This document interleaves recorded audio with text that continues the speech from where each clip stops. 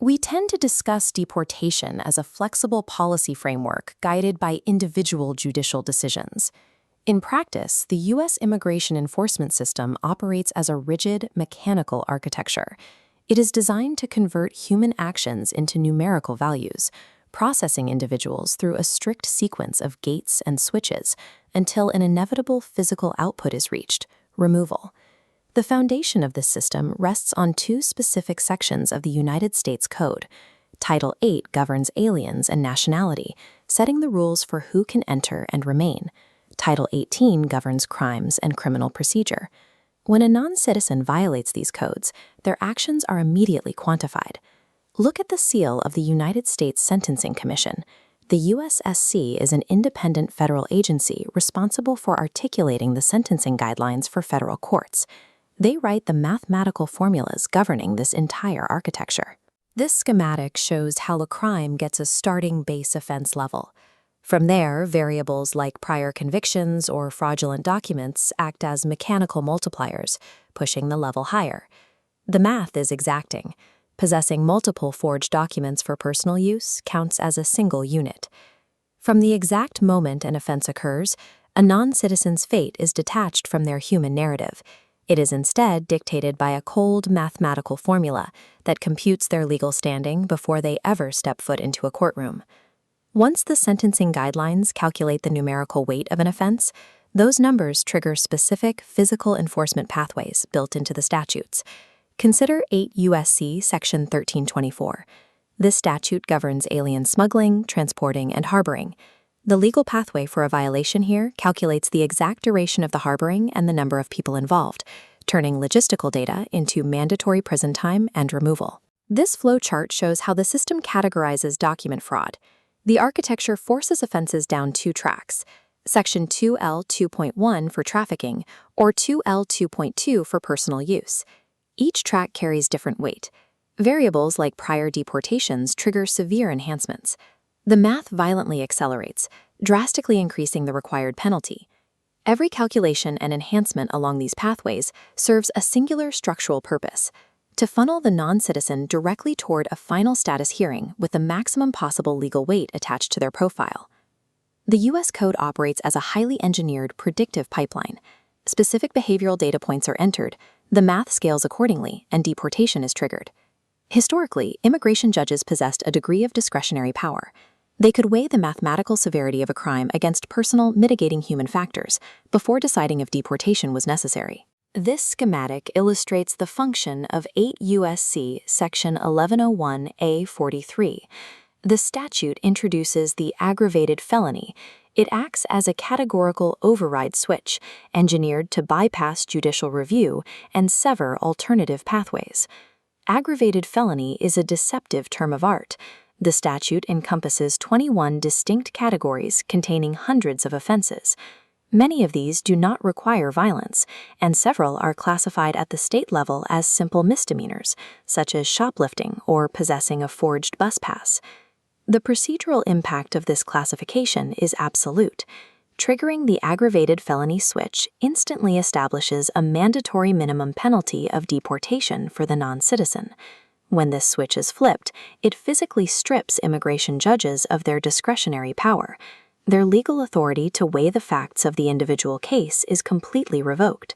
By law, judges are prohibited from considering any outside context. They cannot factor in an individual's veteran status, their role as the sole caregiver for U.S. citizen children, their history of paying taxes, or any evidence of successful rehabilitation.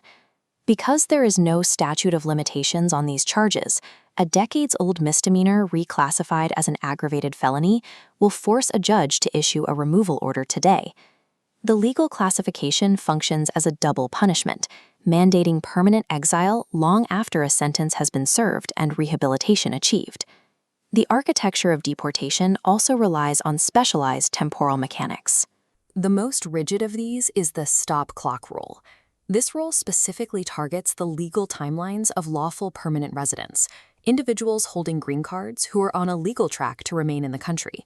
If a green card holder commits a qualifying offense within their first 7 years of arriving in the United States, the system permanently stops the clock on their legal residency status.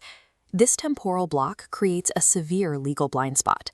It prevents judges from acknowledging any positive behavior, deep community ties, or clean criminal record that the individual achieves in the years after the clock stops. It operates with one-strike severity. A single conviction indefinitely freezes a person's legal timeline, ensuring they never accrue the continuous residency required to defend against deportation. The system uses time and strict categorization to systematically eliminate judicial discretion. Decades of a complex human life, family building, and tax paying are legally erased, reduced entirely to a single frozen data point from the past. The 119th Congress is currently executing a deliberate effort to physically rewire the Immigration and Nationality Act. The INA is the foundational body of laws governing all immigration and citizenship operations in the U.S., and lawmakers are altering its code to broaden the removal pipeline. The primary tools for this rewiring are a package of new bills, led by H.R. 1958, known as the Deporting Fraudsters Act of 2026. This blank Social Security card represents the exact type of vulnerability these bills target. H.R. 1958 explicitly focuses on benefits fraud within programs like SNAP and Medicare, as well as identity document fraud, governed by 18 U.S.C. Section 1028. This redlined INA schematic shows the critical mechanical change. To classify fraud as an aggravated felony, the law previously required a financial loss threshold of at least $10,000. H.R. 1958 bypasses the traditional financial loss threshold entirely. By adding Clause 6 to Section 237A(2)(a) of the INA, the bill makes fraud committed against any government entity or private fund a standalone deportable offense, regardless of the dollar amount involved. The political justification for this expansion is centered on financial defense. Lawmakers cite billions of dollars lost to fraud in state programs, arguing this strict standard is required to protect taxpayer-funded benefits from exploitation. By removing the financial threshold, lawmakers engineered a faster, broader trapdoor.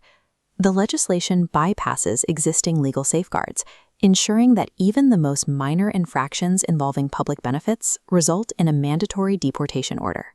This legislative push is also expanding the enforcement architecture into an entirely new demographic. The SCA Act targets naturalized citizens, immigrants who have already been granted full U.S. citizenship.